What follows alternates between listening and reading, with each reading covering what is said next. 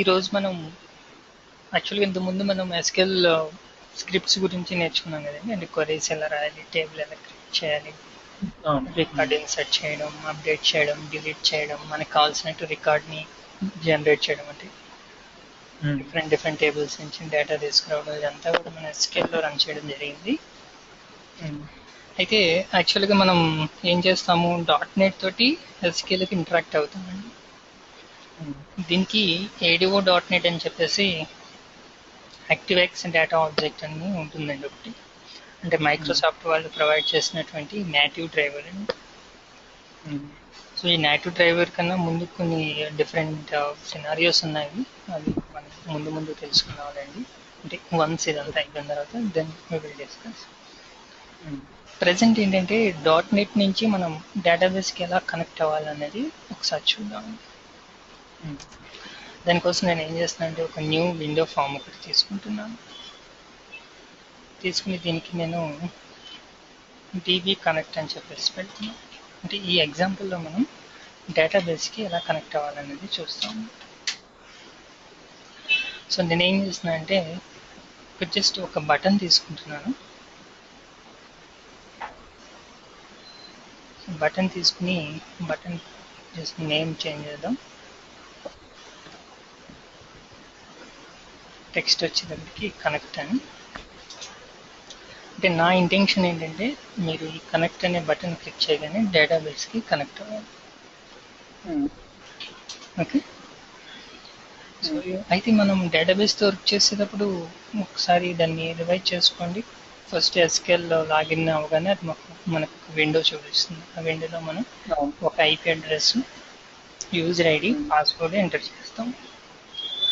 తర్వాత మనకి ఏ డేటాబేస్ కావాలో ఆ డేటాబేస్ తోటి వర్క్ చేస్తాం. అంటే మనకి డేటాబేస్ వర్క్ చేయాలంటే 4 పారామీటర్స్ కావాలండి. అంటే డేటాబేస్ యొక్క IP అడ్రస్, అంటే సర్వర్ అది ఎక్కడ ఉంది అని, అది ఎక్కడైనా ఉండొచ్చు. ఫర్ ఎగ్జాంపుల్ మీకు ఇంతకుముందు నేను ఒక వెబ్ URL ఇచ్చాను. అంటే డేటాబేస్ తోటి వర్క్ చేయడానికి మీకు ఒక URL ఇచ్చాను కదా. ఆ డేటాబేస్ ఎక్కడో కానీ మీరు కనెక్ట్ అవుతున్నారు. ఎలా అంటే it happens with IP address అన్నమాట. సో అంటే సర్వర్ నేమ్ కానీ IP అడ్రస్ కానీ. ఇంకా రెండవది ఏంటి, ఇది యూజర్ ID, పాస్వర్డ్, తర్వాత మనం ఏ డేటాబేస్ తోటి వర్క్ చేస్తున్నాం. ఈ 4 థింగ్స్ కావాలి. అవి సర్వర్ సైడ్ నుంచి కావాల్సినవి. అయితే .NET నుంచి మనం కనెక్ట్ అవ్వాలి అనుకుంటే ఇక్కడ మనం కొన్ని ప్రొసీజర్స్ చూడాలండి.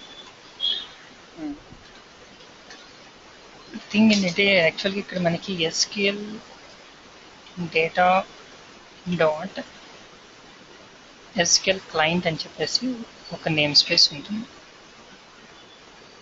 ఫస్ట్ దీన్ని ఇంపోర్ట్ చేయాలి. ఎలా అంటే మన కలెక్షన్స్ వర్క్ చేసేటప్పుడు system.collections ఎలా అయితే ఇంపోర్ట్ చేసామో అదేవిధంగా system.data.SQL క్లయింట్ అని చెప్పేసి ఉంటుంది. సో ఈ SQL క్లయింటే కాదండి, యాక్చువల్గా మనకి ఇఫ్ యూ వాంట్ మనకి ODBC అంటే ప్రొవైడర్స్ అండి. అంటే ఇవన్నీ కూడా ప్రొవైడర్లు అండి. ఇది OLEDB అంటే డేటాబేస్లో డిఫరెంట్ టైప్ ఆఫ్ ప్రొవైడర్స్. వీళ్ళంతా కూడా మనం ఆర్కిల్తో కూడా వర్క్ చేయొచ్చు. కాబట్టి కొంచెం ఎక్స్ట్రా ప్రొసీజర్ చేయాలి. దానికి రిలేటెడ్గా ఉన్నటువంటి DLLని యాడ్ చేసుకుని తర్వాత మనం చేసుకోవచ్చు అనమాట. అయితే ఇక్కడ మనం ఇనిషియల్గా దేంతో వర్క్ చేస్తున్నాం అంటే SQL ప్రొవైడర్తో వర్క్ చేస్తున్నాము. కాబట్టి SQL క్లయింట్ని నేను సెలెక్ట్ చేసుకుంటున్నాను. అంటే మల్టిపుల్ ప్రొవైడర్స్ ఉన్నారు. మనం ఇక్కడ ఫ్రీ డిఫైన్డ్గా వాడిచ్చినటువంటి SQL క్లయింట్ని తీసుకుంటున్నాం. ఇదే అవసరం లేదు, మీరు OLEDB తీసుకోవచ్చు, లేకపోతే ODBC తీసుకోవచ్చు. చూపిస్తుంది కదా. ఇది ఫస్ట్ స్టెప్ అనమాట. ఓకేనా. స్టెప్ 1 ఎప్పుడైనా సరే చేయవలసిన ఫస్ట్ స్టెప్. సో తర్వాత స్టెప్ 2, మీరు నేమ్ స్పేస్ యాడ్ చేసినప్పుడు ఈ నేమ్ స్పేస్తో మీకు కొన్ని క్లాసెస్ ఉంటాయి. అవేంటంటే మీకు ఇక్కడ చూపిస్తున్నాను చూడండి. system.data.SQL client డాట్ చూడండి, చాలా క్లాసెస్ ఉన్నాయి మనకి. అయితే ఇందులో మనకి ఏదైతే ఇంపార్టెంటో వాటిని మాత్రం నేను టచ్ చేస్తున్నాను. ఇనిషియల్గా మనకు కావాల్సింది ఏంటంటే SQL కనెక్షన్ అని చెప్పేసి. ఈ క్లాస్ ఎందుకు ఉపయోగపడుతుంది అంటే useful to connect with database. అంటే ఫస్ట్ మన డేటాబేస్ కనెక్ట్ అవ్వాలి కదండి, ఏదైనా ఆపరేషన్ చేయడానికి. అవును. సో అలా కనెక్ట్ అవ్వడానికి మనకి ఎస్క్యూఎల్ కనెక్షన్ అనే క్లాస్ ఉపయోగపడుతుంది అన్నమాట. దీని తర్వాత ఎస్క్యూఎల్ కమాండ్ అని ఒకటి ఉంటుంది. సపోజ్ మీరు ఒక రికార్డ్ ఇన్సర్ట్ చేయాలన్నా, అప్డేట్ చేయాలన్నా, డిలీట్ చేయాలన్నా ఇది ఉపయోగపడుతుంది అనమాట. అంటే మనం థ్రెడ్ ఆపరేషన్స్ అని చెప్పుకున్నాం, క్రియేట్, రీడ్, అప్డేట్, డిలీట్ అని చెప్పేసి. ఈ ఆపరేషన్స్ మనం చేయాలి అనుకుంటే ఈ ఎస్క్యూఎల్ కమాండ్ అనేది ఉపయోగపడుతుంది. అయితే మీరు ఏ ఆపరేషన్ చేయాలన్నా ఫస్ట్ ఏం చేయాలి, కనెక్షన్ ఎస్టాబ్లిష్ చేయాలి, తర్వాత మాత్రం మీరు ఏదైనా చేయగలరు. గుర్తుపెట్టుకోండి. తర్వాత దీంతో పాటు మనకి డేటా అడాప్టర్ అనేది, ఈ డేటా అడాప్టర్ వచ్చేటప్పటికి సమ్టైమ్స్ మనం డేటాని బ్యాక్ ఎండ్ నుంచి ఫ్రంట్ ఎండ్కి తీసుకురావాల్సి వస్తుంది. చూపించాలి కదా, ఇప్పుడు జీమెయిల్ మనం లాగిన్ అయ్యాం అనుకోండి, మన ఇన్బాక్స్ అంతా మనకి డిస్ప్లే చేయాలి కదా. అంటే డేటాబేస్ నుంచి ఆ డేటా అంతా మనం తీసుకొస్తుంది. అలా తీసుకోవడానికి ఉపయోగపడుతుంది. Useful to fetch data. Okay, అంటే బ్యాక్ ఎండ్ నుంచి తీసుకొచ్చి చూపించడానికి. అలాగే డేటా అడాప్టర్తో పాటు మనకి డేటా రీడర్ కూడా ఉంటుందండి. Okay, data reader. అయితే మీరు వినే ఉంటారు కనెక్షన్ ఓరియంటెడ్, డిస్కనెక్షన్ ఓరియంటెడ్ అని టూ థింగ్స్ ఉంటాయి. కనెక్షన్, డిస్కనెక్షన్ అని వినే ఉంటారు. ఒకవేళ తెలియకపోయినా మనం డిస్కస్ చేద్దామండి. ఇది వచ్చేటప్పటికి డిస్కనెక్టెడ్ ఆర్కిటెక్చర్. ఓకే, ఇది వచ్చేటప్పటికి సేమ్, అంటే డేటా అడాప్టర్ ఎలా వాడుతున్నాం దీన్ని ఎలా వాడచ్చు, కానీ ఏంటంటే కనెక్షన్ ఓరియంటెడ్ ఆర్కిటెక్చర్. ఓకేనండి. ఓకే, ఇవి కాకుండా మనకి ఎస్క్యూఎల్ పారామీటర్ అని ఉంటుంది. ఇది ఎప్పుడు ఉపయోగపడుతుందంటే useful when we are working with the store procedure. When working with the store procedure, SPN రాస్తున్నాం. ఈ స్టోర్ ప్రొసీజర్ అంటే ఏంటో కూడా మనం చూద్దాం. ఇవి మనకి రెగ్యులర్గా ఉపయోగపడేయండి, చాలా ఉన్నాయి, మీరు చూసారు కదా లిస్ట్. ఇవి కొంచెం మనకి రెగ్యులర్గా ఉపయోగపడేవి. అయితే ఇవి కాకుండా మనకి సపోర్ట్ కొన్ని క్లాసెస్ ఉన్నాయండి. అదేంటంటే డేటా సెట్ అని ఉంటుంది, అలాగే డేటా టేబుల్ అని ఉంటుంది. ఇప్పుడు డేటా సెట్ అంటే nothing but front end database అనుకోవచ్చు మనం. అంటే సింపుల్ అర్థమయ్యేలా, అంటే బ్యాక్ ఎండ్లో ఉన్నటువంటి మీరు మల్టిపుల్ టేబుల్స్ అయినా తీసుకొచ్చి మీరు ఈ డేటా సెట్లో పెట్టుకోవచ్చు, మీరు దీంతో వర్క్ చేయవచ్చు. అర్థమైందండి. బ్యాక్ ఎండ్లో మనకి డేటాబేస్, అందులో టేబుల్స్ ఎలా ఉంటాయో సేమ్ డేటా సెట్లో కూడా మల్టిపుల్ టేబుల్స్ మనం స్టోర్ చేసుకోవచ్చు.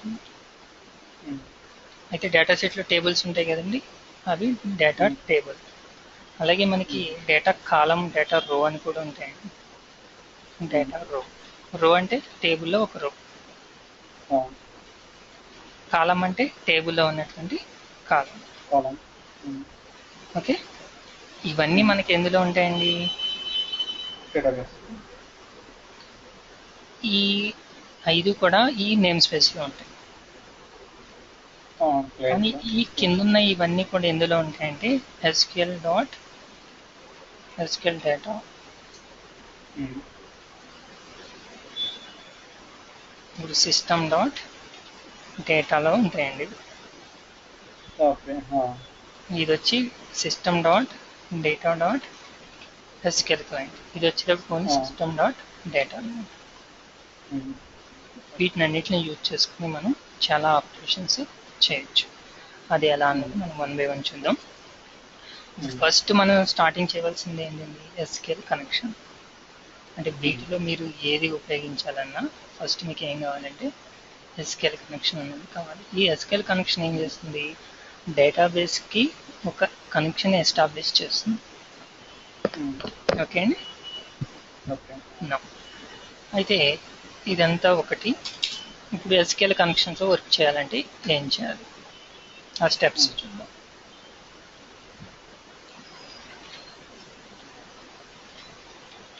Working with SQL connection. అంటే నేను కేస్ సెన్సిటివ్, దాన్ని పట్టించుకోకండి. ఫస్ట్ వచ్చేటప్పటికి ఏం చేయాలి, ఒక ఆబ్జెక్ట్ని క్రియేట్ చేయాలి. అంటే ఇప్పుడు మనం ఏదైనా క్లాస్లో ఉన్నటువంటి మెథడ్స్ అనేది యాక్సెస్ చేయాలంటే ఏం చేయాలంటే ఫస్ట్ ఒక ఆబ్జెక్ట్ క్రియేట్ చేసి దాన్ని కాలింగ్ చేసుకుంటాం. అంతే, సేమ్ అలాగే అనమాట.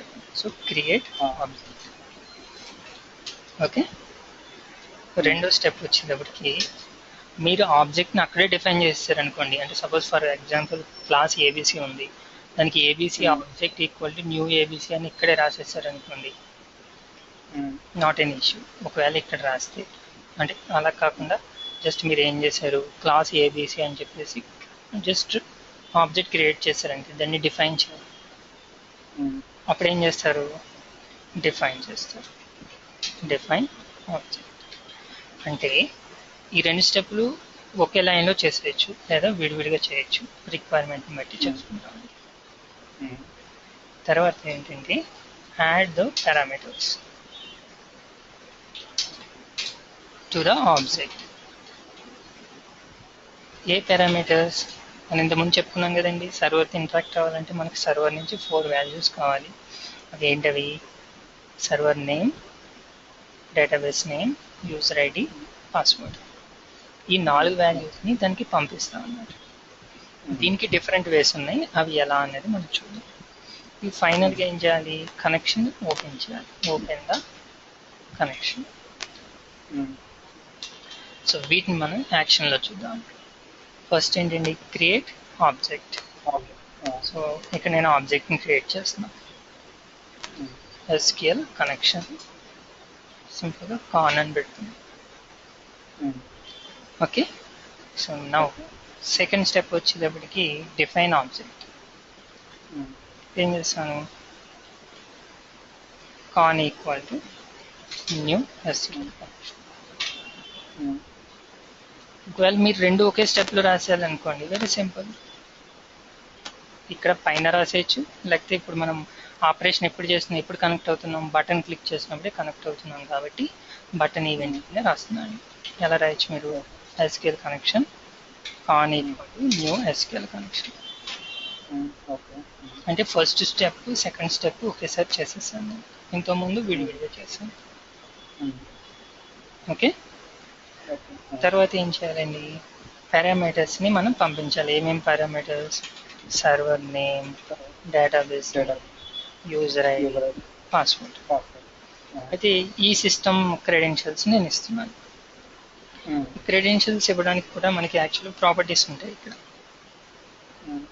ఎలా ఉంటుంది, కనెక్షన్ స్ట్రింగ్ అని ఉంటుంది.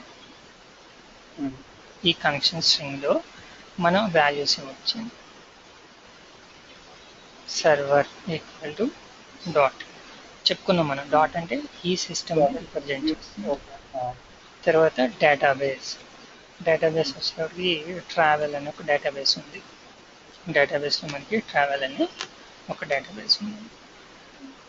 తర్వాత వచ్చేటప్పటికి చూడండి, ప్రతి వాల్యూని కూడా మీరు టెర్మినేటర్ తోటి సెపరేట్ చేయాలి. కామా కాదు, అది సెమీకోలన్.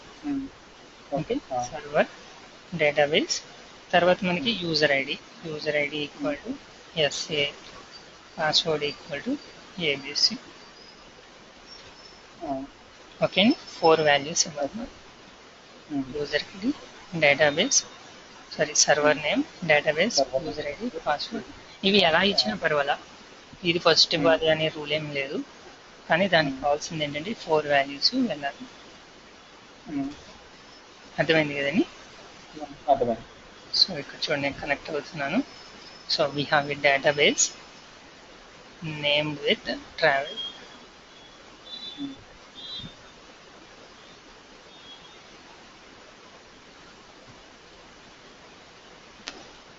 ఓకే, ఇప్పుడు దీంతో మనం కనెక్ట్ అవుతున్నాం అనమాట.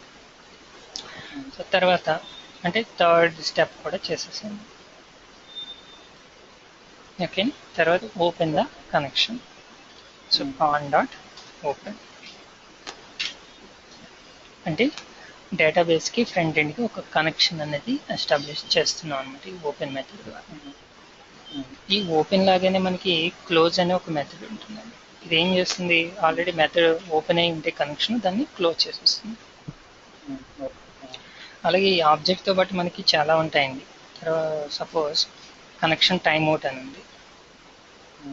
అంటే ఈ టైం లోపు అది కనెక్ట్ అవ్వకపోతే ఏమవుతుంది అనమాట, అది ఇంకా ట్రై చేయడం మానేస్తుంది అనమాట. ఏంటండి బ్యాంకింగ్ ఇవే కదా, అంటే ఆ టైంలో అది కనెక్ట్ అవ్వకపోతే ఇంక ట్రై చేయడం టైం అవుట్ ఎక్సెప్షన్ అని చెప్పేసి ఇచ్చేస్తుంది అనమాట. కానీ ఇలా పెడితే వాళ్ళు యూజే ఉంటుంది అసలు టైం వల్ల ఆప్షన్ వల్ల. ఏదండి, ఇప్పుడు టైం ద్వారా వాళ్ళు పెడుతున్నారు కదా, ఇన్ని సెకండ్స్ టైం ఇస్తున్నారు కదా, టైం ద్వారా యూజ్ ఏముంటుంది దానివల్ల? అంటే ఏం లేదండి, అంత ఇప్పుడు హ్యూజ్ డేటాబేస్ మీద ఏమవుతాయి, రిక్వెస్ట్ వెళ్ళి కొద్ది పెండింగ్ ఉండిపోతాయి కదా. అలా లేకుండా ఏం చేస్తారంటే దానికి పర్టికులర్ టైం అవుట్ ఇస్తారు. ఈలోపు కనెక్ట్ అయితే సరే సరే, లేకపోతే ఏమవుతుందంటే రిజెక్ట్ క్లోజ్ అయిపోతుంది సెక్షన్. ఇప్పుడు దీన్ని నేను ఏం చేస్తున్నానంటే అండి, ట్రై క్యాచ్ బ్లాక్లో చేస్తున్నాను. ట్రై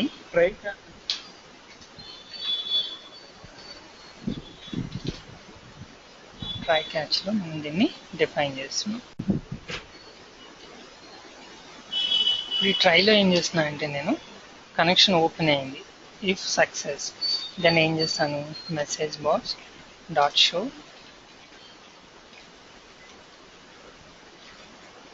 ఓకే అని చూపిస్తున్నాను. ఓకే, సపోజ్ సంథింగ్ ఏదైనా ఎర్రర్ వచ్చింది, అప్పుడు ఏం చేస్తానంటే మెసేజ్ బాక్స్ డాట్ షో ఈ ఎర్రర్ అని చూపిస్తాను. రైట్, ఒకసారి దీన్ని రన్ చేద్దాం. రన్ చేసే ముందు మనం ఏం చేయాలి, స్టార్టప్ని చేంజ్ చేయాలి. స్టార్టప్ వచ్చేటప్పటికి ఈసారి మనం డిబి కనెక్ట్ అనే క్లాస్కి ఇస్తున్నాం. నౌ రన్ చేయండి.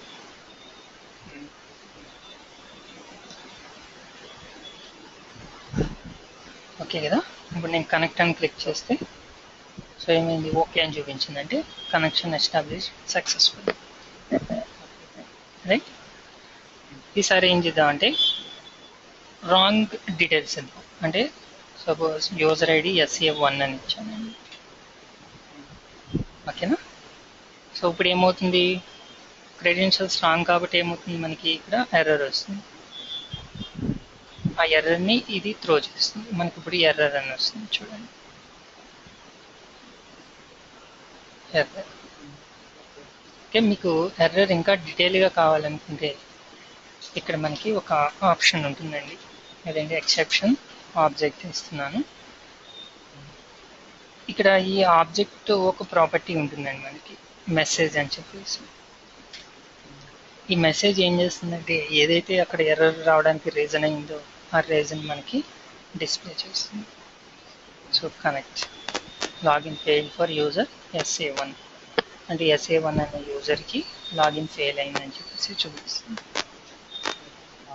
ఓకే, ఈ విధంగా మనం ఫ్రంట్ ఎండ్ నుండి డేటాబేస్కి కనెక్ట్ అవ్వచ్చు. ఈ కనెక్షన్ ఆబ్జెక్ట్ తోటి కొన్ని ప్రాపర్టీస్ ఉంటాయండి మనకి. ఇంతకుముందు చెప్పుకున్నట్టు కనెక్షన్ స్ట్రింగ్ లాగానే ఇక్కడ స్టేట్ అని చెప్పేసి ఒక ప్రాపర్టీ ఉంటుంది. ఈ స్టేట్ అనే ప్రాపర్టీ దేనికి ఉపయోగపడుతుందంటే ప్రజెంట్ అది ఓపెన్ అయిందా, లేకపోతే ఎగ్జిక్యూట్ అయిందా, లేకపోతే రికార్డ్స్ ఫెచ్ చేస్తుందా, ఈ డీటెయిల్స్ అన్నీ మీకు ఇక్కడ ఉన్నటువంటి ఎన్యూమరేషన్లో చూపిస్తుంటుంది. కనెక్షన్ స్టేట్ డాట్ అంటే ఈ స్టేట్లు ఉంటాయి అన్నమాట మనకి. బ్రోకెన్ ఉంటుంది, క్లోజర్. బ్రోకెన్ అంటే ఎస్టాబ్లిష్ చేసాము, మళ్ళీ అది డిస్కనెక్ట్ అయిపోయింది, అంటే బ్రేక్ అయిపోయింది మధ్యలోనే. క్లోజర్ అంటే మనం క్లోజ్ చేసేసాం. కనెక్టింగ్ అంటే ఇన్ ప్రాసెస్. ఎగ్జిక్యూటింగ్ అంటే మనం క్వెరీ పంపించాం, అది ఎగ్జిక్యూట్ అవుతుంది. ఫెచ్చింగ్ అంటే రిట్రీవింగ్ డేటాని రిట్రీవ్ చేస్తుంది. Open in the sense already లైవ్లో ఉందని చెప్పేసి. అయితే ఇది మనం ఎలా ఉపయోగించుకోవచ్చు అంటే ఇఫ్ కండిషన్ రాస్తాం. ఇఫ్ కండిషన్ రాసి connection dot state equal to dot open అని ఉందనుకోండి, అంటే ఆల్రెడీ అది ఏమైనట్టు ఓపెన్ చేస్తున్నట్టు. కాబట్టి ఇక్కడ దీన్ని మనం అంటే ఒక్కొక్కసారి ఏంటంటే మనకు తెలియకుండానే మళ్ళీ మళ్ళీ ఓపెన్ చేస్తుంటాం కనెక్షన్స్. అలాంటిటప్పుడు ఇది పనిచేస్తుంది అనమాట. అంటే మళ్ళీ రీఎస్టాబ్లిష్ చేసేటప్పుడు ఆ ఎగ్జిస్టింగ్ కనెక్షన్ లైవ్లో ఉందా లేదా చెక్ చేసి, ఒకవేళ లైవ్లో లేకపోతే అప్పుడు దాన్ని మళ్ళీ కాల్ చేస్తాం అన్నమాట. చెప్తాను ఇదంతా ముందు ముందు ఇంకా క్లారిటీ వస్తుంది. ఎనీవే, అయితే మీరు ఒక ప్రొసీజర్లో దీన్ని రాయడం చూసారు కదా, ఇలాగే రాయాలని లేదండి. డిఫరెంట్ థింగ్స్ ఉన్నాయి. అవి ఎలా అంటే సపోజ్ చూడండి, ఎస్కేల్ కనెక్షన్ అని చెప్పేసి నేను పైన డిఫైన్ చేస్తున్నాను, రైట్. ఇంక తర్వాత వచ్చేటప్పటికి ఇక్కడ ఏం చేస్తాను నేను, con equal to new SQL connection అని చెప్పేసి ఇలా ఇస్తాను. అయితే ఇక్కడ ఒక కాన్సెప్ట్ ఉంది. మీరు ఇంతకు ముందు ఏం చూసారు, కాన్ డాట్ కనెక్షన్ స్ట్రింగ్ అని చెప్పేసి ఇక్కడ మనకి సర్వర్ డీటెయిల్స్ ఇస్తున్నాం. ఇలా ఇచ్చే దాని బదులుగా ఎప్పుడైతే మనం క్లాస్ డిఫైన్ చేస్తున్నామో కన్స్ట్రక్టర్ ద్వారా కూడా మనం వాల్యూస్ని పంపించవచ్చు. ఎస్యు password equal to ABC, then database equal to travel. Okay, ఈ కాన్సెప్ట్ నథింగ్ బట్ కన్స్ట్రక్టర్. చూడండి, క్లాస్ నేమ్ తర్వాత పారెంథసిస్లో వాల్యూస్ని పంపిస్తున్నాం. అంటే మీరు ప్రాపర్టీ ద్వారా పంపించవచ్చు, లేకపోతే కన్స్ట్రక్టర్ ద్వారా కూడా పంపించవచ్చు. తర్వాత ఏం చేస్తాం, కనెక్షన్ డాట్ ఓపెన్ అని రాస్తూ ఉంటాం. అర్థమవుతుంది కదా సార్? డిఫరెంట్ పీపుల్ డిఫరెంట్ వేస్లో రాస్తుంటారండి, ఒకలాగానే కాదు. మీకు ఒకవేళ నెట్లో సెర్చ్ చేస్తున్నప్పుడు లేకపోతే ఏదైనా బుక్ రిఫర్ చేస్తున్నప్పుడు వేరే విధంగా రాయొచ్చు. డోంట్ కన్ఫ్యూజ్, డిఫరెంట్ ప్రొసీజర్స్ ఉంటాయి మనకి. సో ఈ విధంగా మనం డేటాబేస్ నుంచి ఫ్రంట్ ఎండ్ నుంచి డేటాబేస్కి కనెక్ట్ అవ్వచ్చు. ఓకే.